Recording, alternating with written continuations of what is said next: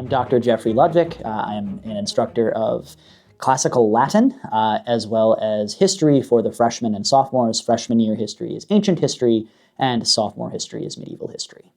I'm Dr. Denise Ludwig, and I teach the high school biology 1 class, which is primarily freshmen and then sometimes some sophomores or upperclassmen. When we think about classical methods, you hear about this pattern of talking about the grammar and the logic and the rhetoric. And I feel like the grammar for science is very much like, well, what's out there and how do we talk about these things that we observe? We're learning about what terms do we use, what do we name things, how do we talk about the things that we're encountering. When you get now to like high school level, there's still a lot of grammar to learn, but we're trying to start thinking about more the logic, right? And part of, the beauty of coming at it from a Catholic faith is we know that there's a creator of all of that. And so in all of the natural world, there's a beautiful order and logic that is there that we're discovering. And so that's part of what we're doing. And even having that then more Socratic approach is, I don't have to just throw terms at you. There is logic there, and we can kind of discover that together and work through that together. The classical approach, I think, is remarkably well suited to the way that a humanities classroom is set up. So the classical approach, particularly the Socratic dialogue, makes for a very dynamic experience for both students and teachers in a history classroom. So, for example, earlier today I was teaching a lesson on ancient history, particularly looking at the spread of Greek culture in Alexander the Great's empire. And so something that I've found to be quite useful as a teacher is the freedom that the dialogue method actually opens students up to. So rather than me at the front of the room showing a PowerPoint presentation of this is Alexander's empire, here are some statues from this part of the empire, etc., the classical method emphasizes student responses so that they can internalize this knowledge and process it themselves in the classroom in response to guided questioning. So conceiving of a history lecture not as just a set of information, but as a guided discussion has been very helpful in actually introducing students to very advanced concepts in the humanities, but in a way that allows them to sort of follow the breadcrumb trail of direct questions to figure it out for themselves. So seeing that practically in a history classroom has been quite moving for me as a teacher, right? I've seen students be able to draw connections very naturally in a conversational environment that otherwise would have been very difficult for them to grasp in just an ordinary lecture format. So there's something about the classroom that comes alive when you engage in Socratic discussion with your students.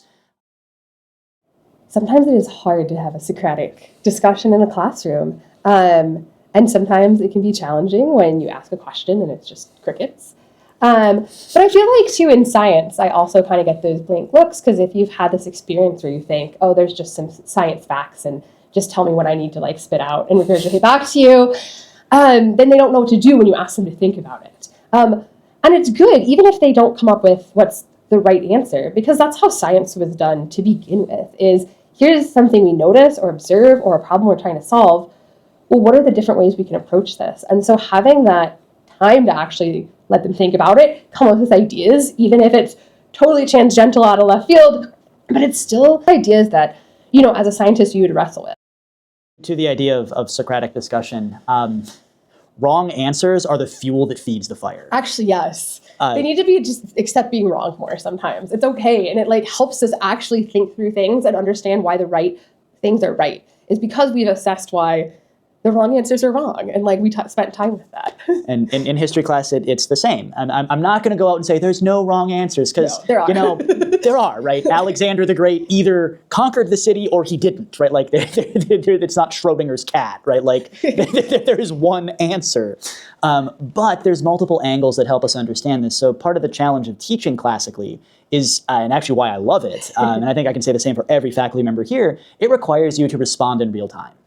Even if it's a lesson that I've prepared, even if it's a lesson on my own doctoral dissertation, I have no idea what the students are going to respond. And so it's almost like, it sounds like a really flashy, but it's almost like the weaving of an elegant tapestry every time that involves a different lecture experience based solely on who's in the classroom, what those students' prior experience is, what those students, well, the ones that did their homework, the ones that didn't do their homework. Everyone brings and contributes something to a classical environment, and that's something that I love the most, is trying to affirm those students that, while there are right and wrong answers, you are actually actively contributing to the class, helping us come to an understanding of the truth by volunteering what's on your mind, what's on your heart, because chances are you're not totally wrong. Right, you're along the right track, and it's the teacher in a classical environment. It's our job to take whatever you say, whatever you offer as a student, and to use that as fuel for the fire, is to use that to help advance the discussion closer to the truth. Right, so I might have 10 bullet points on my sheet of paper. This is what we need to cover for this lecture. How we get to it, sort of a choose your own adventure. And it's a really dynamic and beautiful way to teach. It's never a boring subject, never a boring day to be teaching in this environment. The idea is forming the students to be critical, independent thinkers. That's more important to me than checking off an arbitrary list of facts you need to know about the ancient Greek world. Because that shows me these students are thinking like a historian. They're thinking like a well-formed human being, not thinking like a machine that needs to fill in the correct answer to get X grade. Right? So when those opportunities arise, I found them to be quite enriching. Sometimes taking the tangent, not all the times. Right? We have a curriculum. Right? We have a very well-crafted curriculum. It's another beautiful thing about working in an environment like this is it's clear. Right? The end goal is truth in God Himself. But how exactly that plays out in an individual classroom environment, you have freedom to sort of move laterally between topics as long as you're getting at the same idea based on real-time response to what the students are thinking about. That can be a teaching moment that will actually help enrich their soul in a way a dry list of facts about ancient Rome never could. So besides Socratic, some of the other methods that I would say are intimately classical that are used in the humanities at St. Ambrose are extensive analysis of primary sources. So as an archaeologist and a historian, primary sources are the lifeblood of these disciplines. And at least for myself, I was not able to actually dive into these sources in any real depth until college. And so being exposed to Herodotus, to Plato, not just in like a summary format, but actually in the text. The students are given Herodotus's histories, they're given Plato's Republic. It challenges them to actually analyze these sources and gain the skills of sound historical analysis. And so that has been a particularly effective classical method, which is well suited for history. And I know as well this is done in English class, of course, religion class, looking at sacred scripture as a primary text, looking at papal encyclicals, analyzing these, and not shying away from challenging words, challenging vocabulary. It actually helps the students grow. This is actually contact with these great ancient thinkers, these great medieval thinkers directly. It actually helps the soul grow, right? So like reading Thomas Aquinas, not just a summary of Thomas Aquinas, puts you in direct contact with these giants of the intellectual tradition of the West, as well as other cultures. It's one thing to like learn about the process. It's another to actually experience or watch how things work. So for example, when we learn about the structure of DNA, we don't really have the means to start like studying DNA the way I would at like a lab at UW. But we can still have kind of substitutes for that. So I will print off little nucleotides, which are the subunits that make up our DNA, and they then have to try to puzzle them and build them together. So this is kind of like what James Watson and Francis Crick were kind of doing when they discovered the structure. at least our students get a little bit more information going in, and it's just kind of paper puzzle pieces. But in that same way, they can kind of piece it together and then on their own make observations about, well, what shape is it making? What's pairing with what? Did they notice directionality of it? I can basically come up with the list of what I would have given them for the structured DNA on their own in their groups just by looking at it and doing it themselves. This is also done with artifact labs. So in the background here, we got some microscopes that were set up for a analysis lab. So as an archaeologist, something that I see as classical on a daily basis in my actual archaeological research is the classical approach of literally working with ancient objects, ancient primary sources. So it is a very unique opportunity that students have here to actually handle artifacts or replicas of artifacts and learn some of the tools of the trade that historians, archaeologists, and scientists actually utilize. And so being able to handle these replicas and go through microscope labs and the study of these sources is another way to hone these students' critical thinking skills and enable them to make connections between disciplines that otherwise they might conceive of as completely separate, right? They might never have thought they're going to be using a microscope in a history class, but I've found it to be a particularly beautiful moment when students start to see that knowledge is not compartmentalized, right? You don't have your science bubble, your religion bubble, your history bubble. They're all connected, right? Because ultimately it's all seeking the same truth, which is Christ himself. And so having students engage with these ideas, even in something as simple as an archaeology activity in the midst of ancient history class, I think is very much a classical method that has shown me a greater student engagement than I've seen in other uses of methods. So something else that is intimately classical in the approach would be understanding how and why we study or know anything. What actually is the purpose of history? Like, why bother learning about Alexander the Great, the First Crusade? Why does any of it matter? And those questions are on everyone's mind. And a classical approach to answering the how, the why, I have found very, very effectively answered in Aristotle's four causes. And the idea of Aristotle's causes are really foundational to a classical understanding of knowledge itself. So according to Aristotle, and sort of reinforced as the foundation of scientific and historical thinking, there are these four causes of all things. So in order to know about, we'll use the simple example of a statue, is what Aristotle uses. So a statue, let's say of Athena Parthenos, like in the Parthenon, there are four causes of the statue of Athena in the Parthenon. The material cause, what is it made of? What's the fundamental stuff that is this statue? So let's say it's marble, right? The second of Aristotle's causes would be formal. What is it? Well, it's a statue of Athena, right, a Greek goddess of wisdom, right, at the top of the Acropolis, the city-state of Athens. So that's the formal cause, right? In this instance, it's something that humans have imposed, right? This isn't something out in nature, but a formal cause could, or also for Aristotle, be an oak tree, right? A tree out in nature. That's the form that matter is under. The next cause would be the efficient cause. How did that thing come to be? What process brought it about? And so for our example of the statue in the Parthenon, it was the diligent working of various Athenian craftsmen, skilled stonemasons, carpenters, etc. And then there's ultimately the final cause. What is the purpose of it? Well, in this instance, our statue is meant to encapsulate beauty. It's meant to show something of beauty, and then, of course, in our pagan Greek example, right, it's an object of worship or veneration in this ancient Greek temple that is the epitome of classical art and that sort of approach to beauty. So it doesn't just matter for looking at statues. You can use the same approach in the analysis of any artifact. So in history class, one of the ways that we actually use the causes is to look at artifacts, not just the Parthenon, but any artifact. What is it made of? What is it? How was it made, and what was it made for, is Archaeology 101. I do that every day that I'm in the field excavating my dig site in the Holy Land. Whenever I'm in the lab looking at artifacts, this isn't just a classical method. It's a method fundamental for logical thinking, particularly in my discipline, but also in all of the other disciplines that are studied at St. Ambrose. The students are encouraged to see causality and to ask the why questions, where ultimately all of these whys, these hows, these whats, they point towards an ultimate end. All of it is for the glory of God.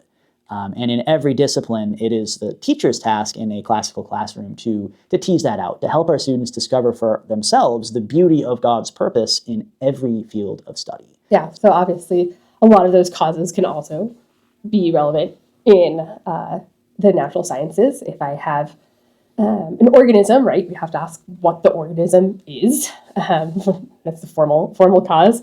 What is it? Or what cell part is that? And then we have our efficient. Well, how did it get there? Why is it there? Kind of like, what's it even made of, right? And our efficient and material causes. And then when you get to the final cause, right, what's its purpose? What is it doing? And then the grander scheme of things, how does that fit into how an organ, how does that cell fit into how the organism works? How does that fit into how, say, like humans work, the world works, right? And that's the entire created world eventually that, right, is all supposed to build towards this glory of God at the end, as you said, the final purpose, right? And when we see what God creates in Genesis, as he's making all these different things, he sees that they are good. So being able to dive in and understand that world around us and all the things in it is good. It's good to marvel at the beauty the same way God looks at creation and sees it's good. We can see all that beauty and order there as we understand it. With the understanding of causality, especially in the study of both the natural sciences, the historical sciences, humanities more generally, one of the things that's been quite beautiful for me to reflect on and to see is the way that classical education, at least as it is practiced at St. Ambrose, still properly orders theology as the queen of the sciences. So in discussing and thinking about the hows, the whys, the whats of creation, of human history, the end goal is never lost in education here. The way that I've interacted with my colleagues, the way that we talk about this, you ask any of the teachers here, it's love of God, love of Christ, love of the church that is absolutely imbuing every lesson. And I think that's not only intimately Catholic, it's very much classical. The approach to theology not as this sequestered little thing you do when reading the Bible, but rather something that informs and infuses everything that a true scholar operating according to classical principles does. Because right thinking leads you to the conclusion that there is one omnipotent, all-powerful God who loved the world into being, who loved humanity, and so all of history is this great drama. All of science is this great discovery, this great unfolding and flowering of God's purpose in the world. So having that priority straight doesn't make us any less of a historian or a biologist. It actually helps us hone those skills and present them to students in a properly ordered way. And for science, right, it's great to discover things, see what you can do and understand that, but that does still need to be kind of anchored in an ethic as well, right? Which you aren't going to get from science class. You need things like philosophy and history to tell us about where we've made mistakes before, or what have we learned before and what can we do better. And you need those different things to even inform science. And that's one of the things I like about teaching science at a Catholic and classical school is that, there's, we have to learn about how DNA works and how like genes work, but we can talk about genetic like ethics and what's going on and read documents from our church about what they're sort of teaching and the philosophy behind some of these things. And I think that's important, not just to learn that these genetic tools exist, but there's a way that we ought to be using them. And so being able to have those discussions and have students in my classroom that because they've had this classical background and they've been introduced to these different subjects and ideas, and I can bring that into our studies and our discussions about things like genetics to medicine to evolution. This interdisciplinary dialogue is also a formal part of the curriculum. What I think is a particularly good example of it is a joint biology history field trip that we bring the entire freshman class on, plus a few sophomores who are in biology, to the University of Wisconsin Arboretum. And so we've planned this out to coincide with multiple goals. So this isn't just like a random, let's go walk in the park. This is a very, very carefully designed lesson for the students to maximize for them the opportunity to see these connections between disciplines for themselves actually in the field in the Arboretum. We start off the year in biology class doing ecology. It's pretty easy to make observations about kind of broadly what's going on with plants growing and what are animals up to and kind of those patterns. It's also nice because the fall has like a lot of great weather, and we really need to go outside a lot to study ecology. But then we also go to the Arboretum, which is a really nice area that shows a lot of different natural environments and some of the key differences between what does a prairie look like versus they have these like oak savannas versus different like marshlands versus a forest. And let's actually look at those key differences. And we bring these like little beads too that will change color based on how much UV light they get exposed to. And you can tell the forest is more shady, but like let's actually start measuring that and like looking at that, right? But then our environments where we live, right? All these factors, it's great we can kind of observe what's there, but that dictates how people then interact with the environment and live in that environment. And so that's where a lot of like then the history and the humanity gets looped in. Yeah, so the idea of in Wisconsin, we're living in a part of the world where human beings have occupied since at least 10,000 BC. And so the Native American populations of the Madison area made use of these different natural environments in different ways. And so being able to sort of move through this, talking about, this is a marsh, we'll have some of the basic ecology covered. I would then ask students about like, how would you use this resource, right? Because with marshes, right, there's water, people need water to live. Wild rice is particularly an important resource to native cultures in this area. And so students are able to start to have those discussions actually on site to experience there's a lot of these different ecosystems in a small area in the Arboretum. And then moreover, the way that this is sort of looped into the history curriculum, usually this will fall in the autumn when the students are learning about biblical Israel. So in the classroom, right, we start with Mesopotamia and farming, 10,000 BC, and then we sort of advance through history, looking at the growth of Mesopotamian city-states and ultimately the growth of the Kingdom of Israel. And so the effigy mound connections, the effigy mounds are Native American burial grounds in the shape of mounds that are either just big old cones, a conical shaped mound, but some of them take the forms of different animals, right? And so the question that I was racking my brain is like, how can I connect this to biblical Israel, right? If we're like, I really wanted for the students to see these interdisciplinary connections, not just with the ecological world, but also like with history. And then I realized, this actually is going to work really, really well because there was a very, very, very popular myth in the 1800s called the myth of the mound builders. So as American citizens began colonizing different parts of the American Midwest, they came into contact with ancient Native American burial grounds, these ancient mounds. And these were very, very, very complicated. Some of these earthworks are amazingly large. And these European settlers were rightly stumped, right? In some of these areas, there were no Native American tribes left. They had either moved, they had either died. And so like, where did these come from? In the 1800s, the most popular theory was they were built by the lost tribes of Israel. Yeah, right. This isn't exactly what I would be a go-to, but there's a lot to talk about the sort of the ethics of historical research during this time, which really did categorically rule out Native Americans on racial bias. The students have to actually encounter real historical text, and in our culture today, students might think that if someone says it's racist, they're just crying wolf. They need to actually read records from archaeologists working in the 1800s who said, quote, the Indian is incapable of culture, end quote. And you're like, okay, so if you start saying someone is racially incapable of culture, that's probably actually racist, but it really covered the way that early scholars looked at the landscape.